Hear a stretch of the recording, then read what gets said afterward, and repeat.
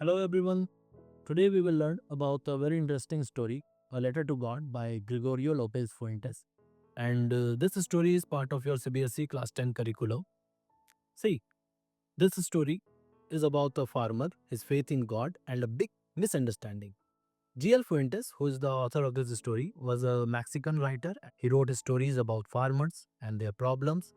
He mainly wanted to show the real life of simple people and the problems which they come across.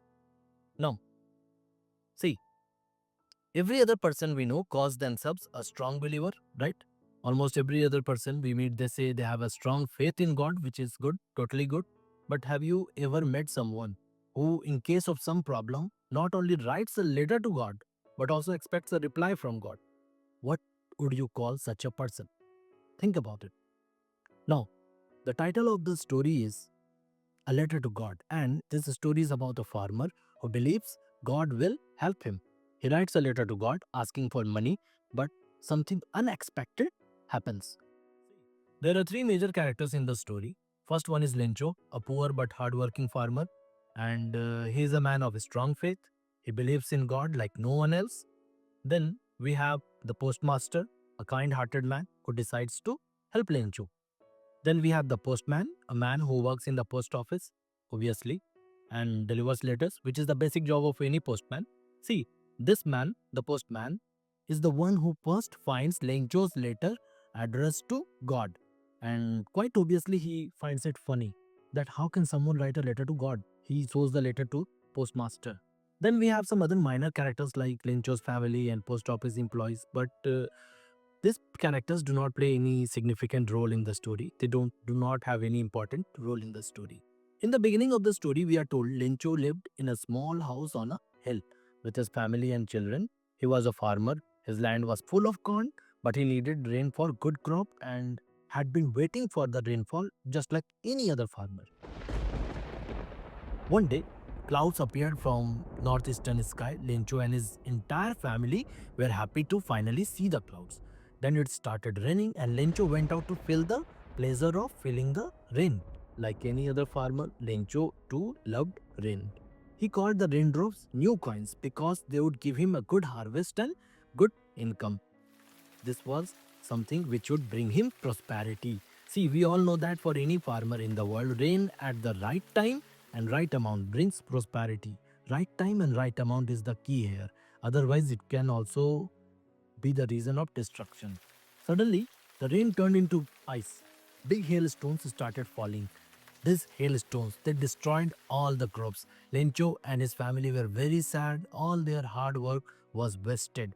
After an hour, the cornfield, the house, the hillside, the garden, and the whole valley was white as if covered with salt.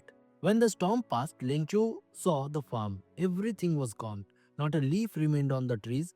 The corn was totally destroyed. Lencho's soul was filled with sadness. He said to his sons, "A plague of locusts would have left more than this." Here, plague refers to widespread disease, and locusts are insects that destroy crops. So, plague of locusts here refers to destruction caused by locusts. His family did not have enough food and resources to sustain for long, but even in this situation, he still had hope because he knew God was there looking after him and his family.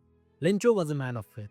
He had a strong belief in God, so he wrote a letter. "Dear God, please send me 100 pesos." See, this was the amount he needed to sustain till the next harvest season. He went to the post office and sent the letter. The postman saw the letter and laughed. "A letter to God?" He showed it to the postmaster. The postmaster was a kind hearted person. He too laughed at the letter at first. But soon he felt emotional seeing how innocent poor Lencho was. So he decided this man has a strong faith, so we should help him. The postmaster and other workers collected money, but they could collect only 70 pesos, not 100. Still, they put it in an envelope and sent it to Lencho. Since Lencho had written his letter to God, so they decided to write from God on it. Later on, Lencho came to the post office and took the letter. He was sure God had sent the money. He opened the letter, but only 70 pesos. He was shocked. Lencho became angry. God cannot make a mistake. The post office workers must have stolen my money. He wrote another letter. God, I need the remaining 30 pesos, but don't send it through post office, as these people are a bunch of crooks. The postmaster was watching Lencho, and probably he was expecting him to jump with joy. Probably he wanted to see the expression of gratitude on his face. Probably he wanted to see him be overwhelmed with happiness.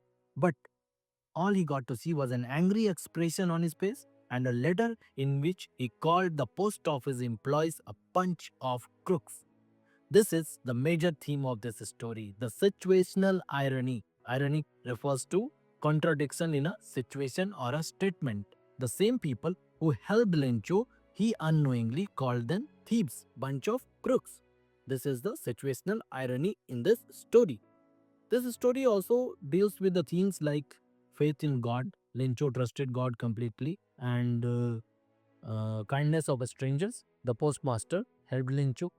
So, this story teaches us that God works in mysterious ways.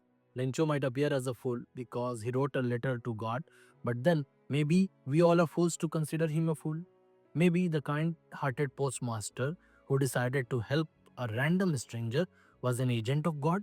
Maybe it is our arrogance that makes us believe Lencho was a fool. Maybe we all are supposed to be just the way Lencho was, a simple man with a strong faith who did not mind writing a letter to God. Now, these are some words from the chapter. If you don't already know the meaning of these words, write them down in your note copies. And this is where the lesson ends. If you like this lesson, like, share, and subscribe. See you in the next video. Goodbye, everyone.